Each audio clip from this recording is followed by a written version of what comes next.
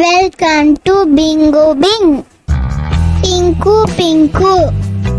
ஒரு குளத்தில் 2 மீன்கள் வாழ்ந்துட்டு வந்தது. ஒரு மீனோட பேரு டிங்கு, இன்னொரு மீனோட பேரு பிங்கு. பிங்கு எந்த விஷயமாக இருந்தாலும் அதனோட நல்ல பக்கத்தை மட்டுமே பார்க்கும், நல்ல விஷயத்த மட்டுமே பேசும். ஆனா பிங்குவோ நல்லவங்க கிட்ட கூட ஏதாவது கெட்ட விஷயம் இருக்குமான்னு தெரியுமே தவிர நல்லத ஒரு நொடி கூட யோசிச்சு பார்க்காது. பிங்குக்கு அறிவுரை வேற சொல்லும். எல்லாரையும் நீ நம்பிக்கிட்டே இரு, ஒரு நாள் உன்னை யாராவது தூக்கிட்டு போயிட போறாங்க பாரு.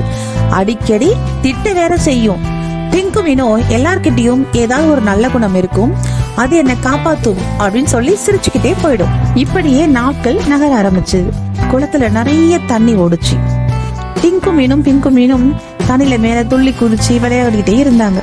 ரொம்ப நேரம் விளையாடினதுனால 2 மீனும் சோர்ந்து போனதுனால தண்ணிக்குள்ள போய் 2 பேரும் ஓய்வு எடுக்கலாம் அப்படின்னு நினைச்சாங்க. அப்போ 2 மீனும் யாரோ அழற சத்தம் கேட்டு தேட ஆரம்பிச்சாங்க.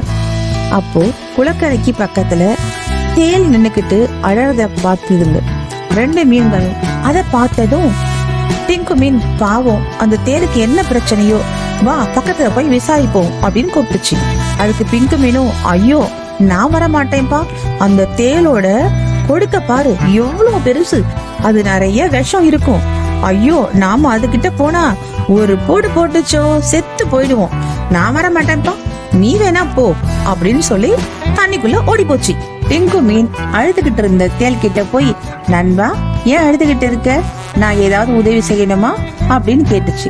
அதுக்கு தேல், மீன் தோழியே, என்னோட குடும்பத்தினர் எல்லாம் குளத்துக்கு அக்கறையில இருக்காங்க.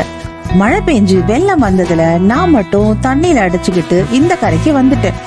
என்னை யாராவது அக்கறைக்கு கொண்டு போய் விட்டா பெரிய உதவியா இருக்கும், உன்னால எனக்கு உதவி செய்ய முடியுமா அப்படின்னு கேட்டுச்சு.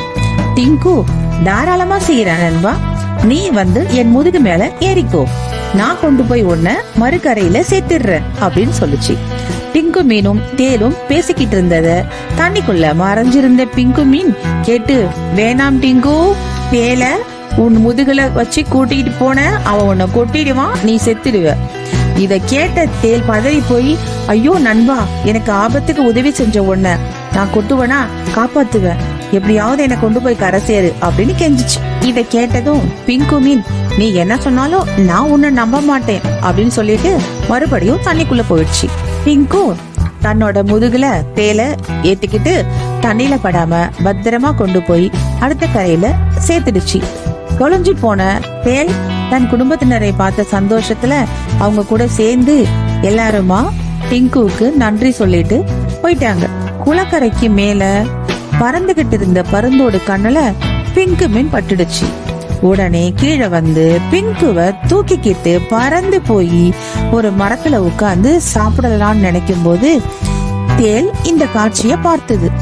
ஐயோ, நம்ம நண்பனுடைய நண்பனை தூக்கிட்டு வந்து சாப்பிட போகுது இந்த பருந்து, எப்படியாவது நாம காப்பாத்த வேணும் அப்படின்னு வேகமா பருந்த நோக்கி தேல் ஓடிச்சு. வேகமா ஓடி போய் பருந்தோட முன்னால நின்னு, நீ தூக்கிட்டு வந்திருக்க இந்த மீன் என் ஃப்ரெண்டோடைய ஃப்ரெண்டு, இத நீ சாப்பிடக்கூடாது, நீ சாப்பிட்டேன்னு சொன்னா உன்னை நான் கொட்டிடுவேன்னு சொல்லிட்டு அதனுடைய கொடுக்க தூக்கி காமிச்சுது.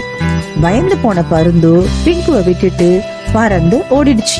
தேல் செய்த உதவியால உயிர் தப்பிய பிங்கு இனிமே நாமும் எல்லாருக்கும் உதவி செய்யணும் அப்படிங்கிற முடிவோட குளத்துக்குள்ள போயிடுச்சு.